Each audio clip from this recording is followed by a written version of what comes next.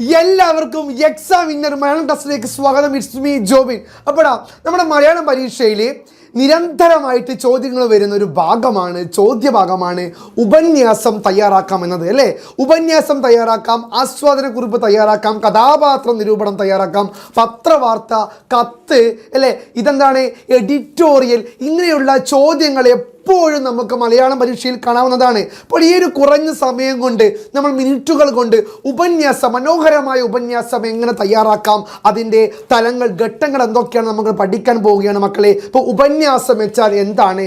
നമ്മളൊരു കാര്യത്തെക്കുറിച്ച് ആധികാരികമായി എഴുതുന്നതിനെയാണ് ഉപന്യാസം എന്ന് പറയുക. അതിൽ നമ്മുടെ ആശയങ്ങൾ, അർത്ഥങ്ങൾ, സമകാലിക പ്രസക്തി, ഇന്നത്തെ കാലത്തിൻ്റെ പ്രസക്തി, പഴയ കാലവും ഇന്നത്തെ കാലവും ഒക്കെ താരതമ്യം ചെയ്ത് ഒരു വിഷയത്തെ ആസ്പദമാക്കി നമ്മൾ ആധികാരികമായി നല്ല ഭാഷയോടുകൂടി എഴുതുന്ന ലേഖനം അല്ലെങ്കിൽ ഉപന്യാസം എപ്പോഴും മലയാളം പരീക്ഷയ്ക്ക് കടന്നു വരാറുണ്ട്. അപ്പോൾ ഉപന്യാസം എഴുതുമ്പോൾ മുത്തുമണികളെ ആദ്യം തന്നെ ശ്രദ്ധിക്കേണ്ട കാര്യം എന്താണ്? തലക്കെട്ടാണ് അല്ലേ. തലക്കെട്ട് അത്രമാത്രം ഇമ്പോർട്ടൻ്റ് ആയ കാര്യമാണ്. ഉപന്യാസത്തിൽ തലക്കെട്ടിന് വളരെയധികം പ്രാധാന്യമുണ്ട്. ഒന്നാമത്തെ തലക്കെട്ട്, നിങ്ങൾക്കൊരു വിഷയം കിട്ടിയാൽ, അതായത് സ്ത്രീകൾ നേരിടുന്ന വെല്ലുവിളി എന്നൊരു വിഷയമാണെങ്കിൽ നമുക്ക് എന്തൊക്കെ തലക്കെട്ട് കൊടുക്കാൻ പറ്റുക അല്ലെ? സ്ത്രീകൾ നേരിടുന്ന വെല്ലുവിളിയാണെങ്കിൽ ഒരു തീ അല്ലെ, ഒരു തീ എന്ന് കൊടുക്കാം, ഒരു തീ എന്ന് കൊടുക്കാം അല്ലേ. അത് തലക്കെട്ടാണ്. മുന്നോട്ട് ഒരു തലക്കെട്ട് കൊടുക്കാം. അത്തരത്തിൽ പ്രകൃതി ചൂഷണത്തിനെതിരായുള്ള എന്ന വിഷയത്തിൽ ഉപന്യാസം തയ്യാറാക്കുക. എങ്ങോട്ടാണ് ഈ നാടിൻ്റെ പോക്ക്, പ്രകൃതിയെ ഇല്ലാതാക്കുന്ന വികൃതി, ഇത്തരത്തിലുള്ള തലക്കെട്ടുകൾ കൊടുക്കാൻ സാധിക്കും അല്ലേ. അപ്പോൾ ഉപന്യാസത്തിൽ പ്രധാനമായും നമ്മൾ ചിന്തിക്കേണ്ട കാര്യമാണ് മക്കളെ തലക്കെട്ട്. തലക്കെട്ട് കൊടുക്കാതെ ഒരു ഉപന്യാസത്തിലൂടെ നമുക്ക് കടന്നു പോകാൻ സാധിക്കില്ല. രണ്ടാമത്തേതാണ് മക്കളെ വരിക ആമുഖം അല്ലേ. ആമുഖത്തിന് വളരെ വലിയ പ്രാധാന്യമുണ്ട്. ആമുഖം, ഇൻട്രൊഡക്ഷൻ വേണം. ഒരു ഉപന്യാസം ചോദ്യം കിട്ടിയാൽ ആ ഉപന്യാസവുമായി ബന്ധപ്പെട്ടുകൊണ്ട് ഒരു ഇൻട്രോ വേണം, ഒരു ആമുഖത്തിൻ്റെ തുടക്കം, അതായത് ആ വിഷയവുമായി ബന്ധപ്പെട്ടുകൊണ്ട് ഒരു തുടക്കം വേണം. ആ ഒരു തുടക്കമായിരിക്കും അല്ലെ first impression is the best impression എന്ന് പറയും. അതേപോലെ അവിടെ തുടക്കഭാഗം ഗംഭീരമായാൽ ഒടുക്ക ഭാഗവും ഗംഭീരമാകും. അതുകൊണ്ട് തന്നെ ഉപന്യാസത്തിന് രണ്ടാമതാണ് ആമുഖം. ആമുഖം വേണം, നല്ലൊരു തുടക്ക ഭാഗം വേണമെന്ന് സാരം. പിന്നെ എന്താണ് പറയുക, മൂന്നാമത്തെ പോയിന്റ് എന്താണ് മക്കളെ? ശരീരഘടന, അതായത് ശരീരഘടന. ഈ ശരീരഘടന എന്ന് പറയുന്നത് ഇതിലാണ് മെയിൻ പോയിന്റ്.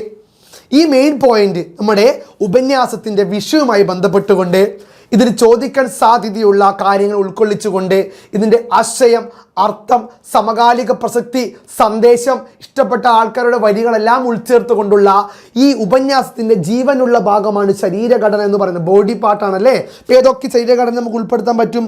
ശരീരഘടന നമുക്ക് ഏതൊക്കെ മക്കളെ പറയാൻ പറ്റും? നമുക്കിതിൻ്റെ ആശയം അല്ലെ, വിഷയത്തിൻ്റെ ആശയം പറയാൻ പറ്റില്ലേ? പിന്നെയോ അർത്ഥം, ഏത് വിഷയമാണോ പറയാൻ അർത്ഥം പറയാൻ പറ്റും. പിന്നെ സമകാലിക പ്രസക്തി, ആ വിഷയത്തിൻ്റെ ഇന്നത്തെ കാലത്തിൻ്റെ പ്രസക്തി. പിന്നെ പഴയതും പുതിയതും തമ്മിലുള്ള എന്താണ് മക്കളെ?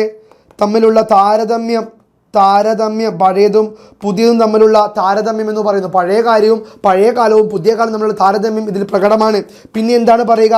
സന്ദേശം, എന്തെങ്കിലും സന്ദേശമുണ്ടോ അത് ഉൾക്കൊള്ളിച്ച് വേണം എഴുതാൻ. പിന്നെയോ ഇഷ്ടപ്പെട്ട ആൾക്കാരുടെ വരികൾ വേണം, കോട്ട്സ് വേണം അല്ലേ. ഗാന്ധിജിയുടെയോ അംബേദ്കറുടെയോ നെഹ്റുവിൻ്റെയോ വിൻസ്റ്റൺ ചർച്ചിലിൻ്റെയോ ആരുടെയും ആയിക്കോട്ടെ, കവികളുടെയോ എഴുത്തുകാരുടെയോ എന്തുമായിക്കോട്ടെ, വിഷയത്തിന് അനുസൃതമായിട്ട് വരികൾ, കവിതാ വരികളോ അല്ലെങ്കിൽ സിനിമ പാട്ടുകളോ, പ്രിയപ്പെട്ട അല്ലെങ്കിൽ പ്രശസ്തരായ വ്യക്തികളുടെ വചനങ്ങൾ എന്തുമായിക്കോട്ടെ, ആ ഒരു കോട്ട് എഴുതിയാൽ, ഒരു ഇൻവേർട്ടഡ് കോമയിൽ ആ ഒരു കോട്ടൊക്കെ എഴുതിയാൽ നല്ല മാർക്ക് കിട്ടാൻ സാധ്യതയുണ്ട്. ഇതും ചിന്തിക്കുക.